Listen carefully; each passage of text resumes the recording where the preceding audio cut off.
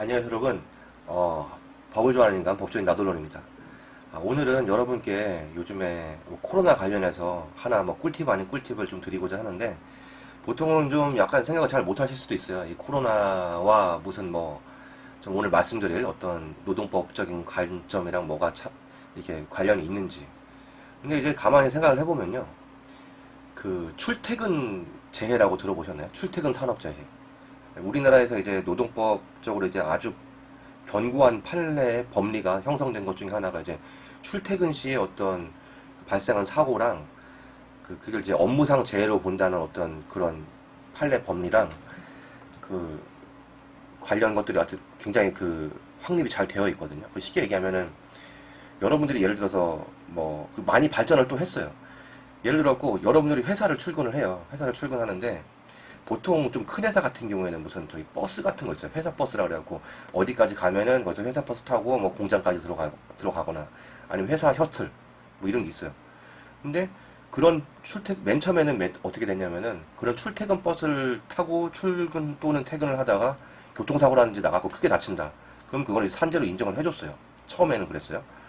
처음에 이제 그런 부분에 대해서만 이제 좀 좁게 인정을 하다가 나중엔 어떻게 바뀌었냐면은 꼭 출퇴근 버스가 아니더라도 자기 오토바이든 무슨 저기 뭐죠?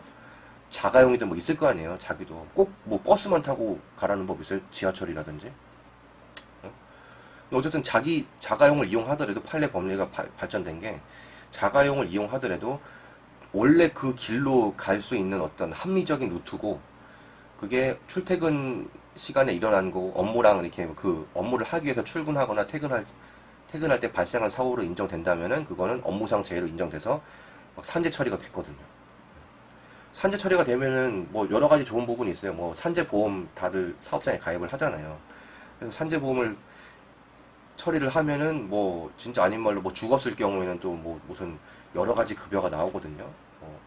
물론 여러 가지 개인적인 보험 외에도 그런 또 보험이 또 나오기 때문에 산재 인정을 받으면 이제 원칙적으로는 근로자한테 좋다고 보셔야 돼요. 어쨌든 간 후유장애 같은지 이런 것도 장애급여 같은 것도 있고 유족급여 다양하게 있어요. 뭐가 됐건. 그래서 산재보험 받으면은 그래도 피해를 어느 정도 많이 복구를 할 수 있으니까 좋은데, 그럼 이걸 한번 생각을 해보세요.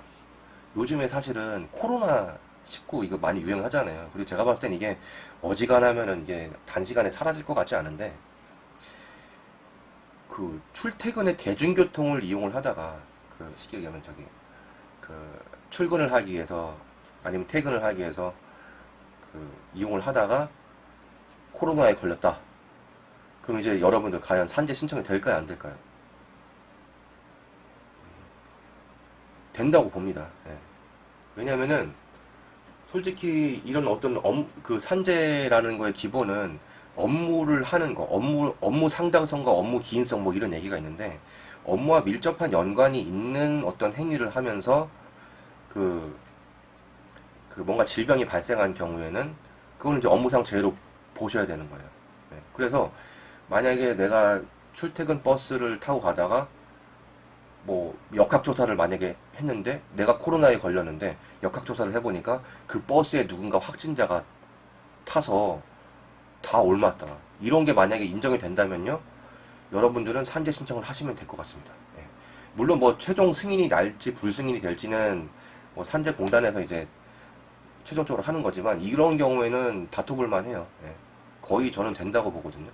왜냐면은 내가 업무를 위해서 출근을 하는 과정에서 코로나를 감염됐거나 이렇게 된 게 확실하기 때문에 퇴근도 마찬가지죠.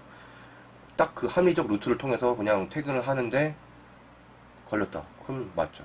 예. 퇴근을 직장에서 바로 했거나 대중교통으로 이용을 했는데, 회사 버스면 빼박이고요. 회사 버스 회사 셔틀을 했는데 거기 회사에 감염 확진자가 있었는데 그걸 모르고 했는데 셔틀 탔던 사람 다 옮고 빼박이죠.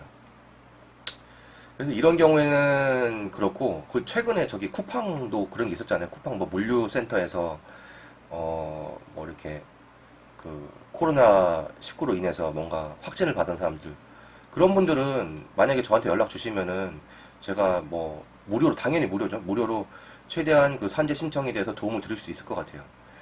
그거는 엄연히 그 확진자 한 명 생겨갖고 막 여러 명 또 번지고 이게 역학조사에 나왔잖아요. 또 그런 거 있으면 그냥 산재 신청하시면 돼요. 예. 자기도 근로자니까 뭐가 됐건 뭐 그 여러 가지가 있어요. 이제 산업재로 처리될 수 있는 고용 그 형태는 반드시 근로계약에만 한정이 되지 않고 특수 고용 노동자라는 게 있거든요. 근데 만약에 단기 알바로 해갖고 이렇게 고용돼서 뭐 며칠만 일하는 거를 거더라도 충분히 이건 인정되고, 또 최근엔 또 관련 판례가 또 정말 진짜 굉장히 매의 눈으로 판결한 판례가 또 하나 있는데, 그건 제가 나중에 저기 시간에 되면 한번 자세히 소개시켜 드릴게요. 진짜 그동안 모든 노동계에서는 관가를 했던 어떤 조항들을 엮어갖고 정말 근로자한테선 꿀팁이 되는 판례가 하나 나왔습니다. 진짜 뭐 하급심 판례긴 한데 저도 그거 되게 좀 접하면서 정말 일종의 리스펙트를 예, 경험을 했습니다. 그 판사분 진짜 대단한 사람이에요. 제가 봤을 때는. 그거를 그 당사자들이 주장을 했는지는 모르겠는데 아마 저는 주장을 했다고 봐요. 어쨌든 너무 얘기가 새니까 중요한 건 오늘 가져가실 거. 자, 내가 어디 가서 일을 했다.